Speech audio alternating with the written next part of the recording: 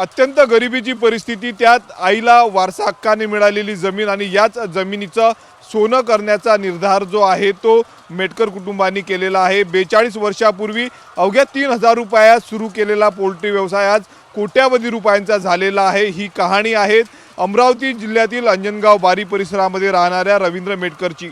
रवींद्र मेटकर यांना जर आत्ता आपण पाहिलं तर इंग्लंडच्या ऑक्सफर्ड युनिव्हर्सिटीने जे आहे ते मार्गदर्शन करण्यासाठी त्यांना निमंत्रित केलेलं आहे। आपल्यासोबत स्वतः रवींद्र मेटकर आहेत। काय सांगणार, थेट इंग्लंडमध्ये तुम्ही जाणार आहात मार्गदर्शन करण्यासाठी विद्यापीठामध्ये, कशी काय वाटलं जेव्हा माहिती मिळाली, फोन आला तेव्हा? मला त्यांचा जेव्हा मेल आला त्यावेळेस मला पहिल्यांदा तर विश्वासच बसला नाही की आपल्यासारख्या सामान्य शेतकऱ्यांना पण एवढे नामांकित विद्यापीठामध्ये मार्गदर्शनाकरता बोलावलं, याचा मला खूप आनंद झाला। मग मी कन्फर्मेशन केलं तर ते खरी निघाली गोष्ट।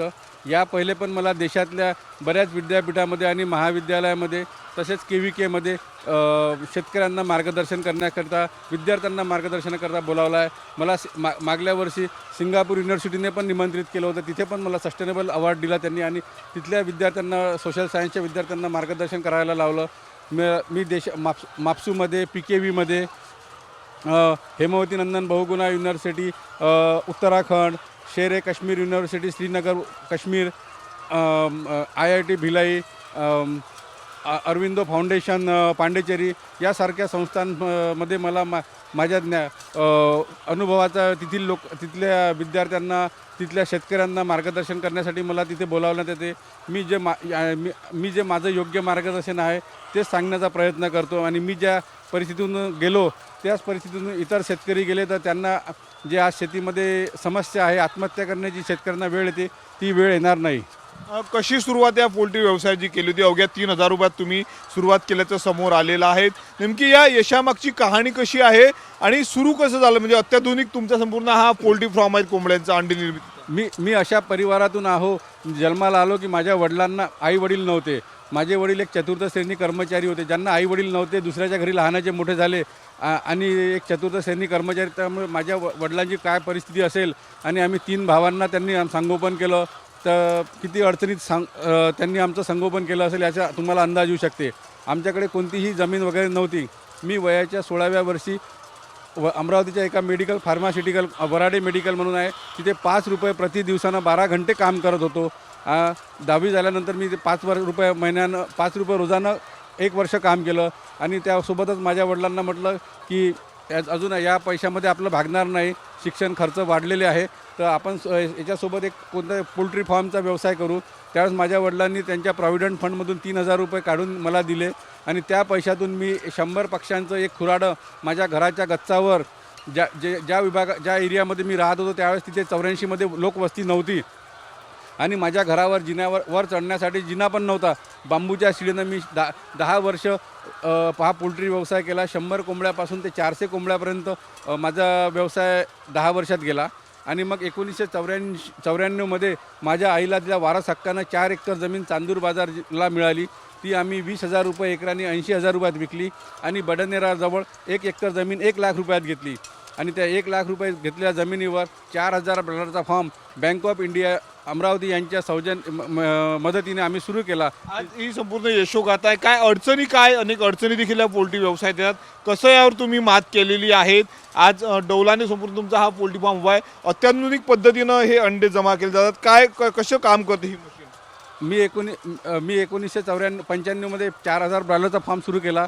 तो 4,000चा फॉर्म 2006पर्यंत खूप चांगला झाला, 18,000पर्यंत गेला, पण 2006मध्ये भारतामध्ये पहिल्यांदा बर्ड फ्लू आला, त्यावेळेस माझा फॉर्म पूर्णतः बंद पडला। 2 वर्ष मी फार हालाकीच्या याच्यात, म्हणजे अडचणीमध्ये सामना करत काढले, पण त्या 2008पर्यंत माझ्याकडे जवळपास 16 एकर जमीन होती।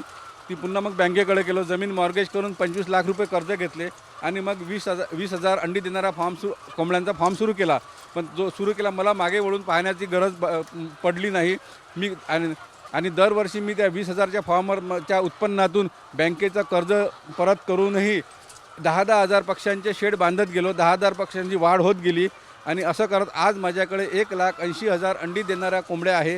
त्यामधल्या 50,000 कोंबड्या ह्या वातानुकूलित शेडमध्ये आहे आणि बाकीच्या 1,30,000 पक्षी जे आहे ते सेमी ॲटोमायझेशनमध्ये आहे।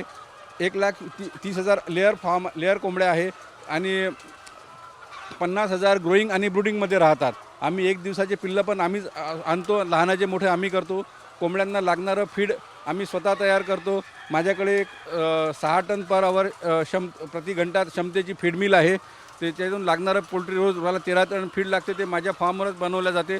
साधारणतः आत्ता रोज किती उत्पादन होतंय तुमचं आणि किती खर्च रोजचा लागतो, जवळ किती नफा या संपूर्ण व्यवसायातून मिळतो, काय सांगणार? आज माझ्याकडे रोज 1,20,000 अंडी निघतात.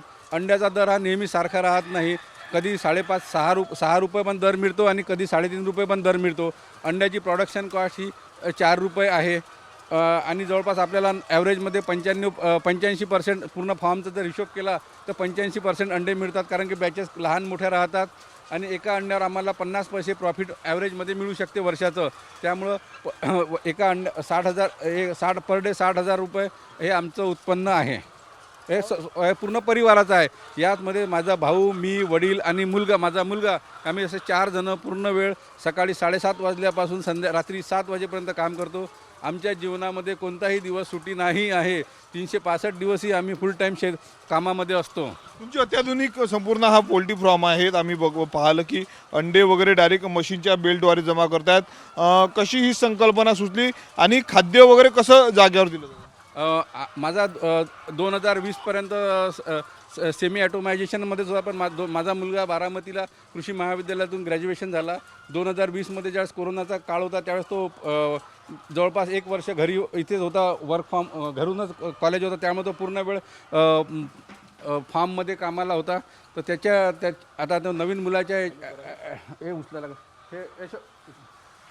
आपण बघू शकतो अशा पद्धतीनं ॲटोमॅटिक पद्धतीनं जे आहे ते संपूर्ण अंडे या ठिकाणी जमा केले जातात. ही मशीन आहेत. मला तर वाटतं प्रथमच तुमच्याचकडे ही मशीन आहेत. किती सोपं काम झालं किती सोपं काम झालं यामध्ये? कसं आहे, एक तर हा पूर्ण स्वयंचलित फार्म आहे आणि एन्व्हायरमेंट कंट्रोल आहे. यामध्ये पक्ष्यांचं आरोग्य चांगलं राहते. त्यांना किती टेम्परेचर पाहिजे, किती ह्युमिनिटी पाहिजे, हे सर्व इथं सेन्सरद्वारे हे मॅनेज होते.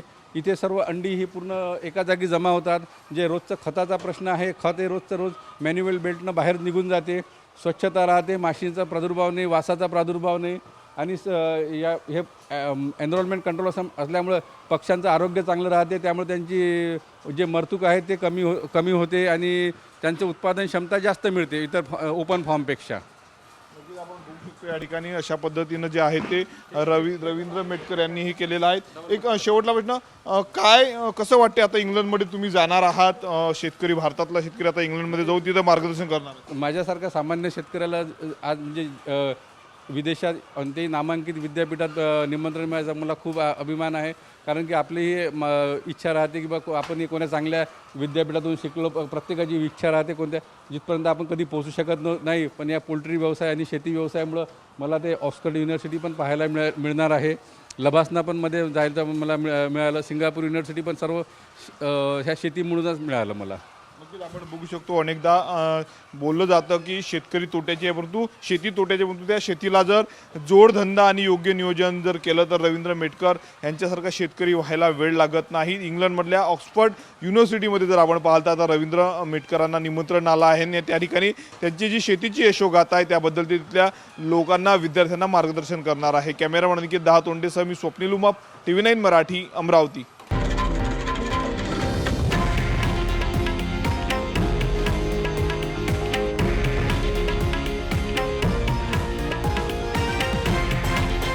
हे आहे देशातील नंबर 1 न्यूज नेटवर्क आणि आपण पाहत आहात TV9 मराठी, एकमेव.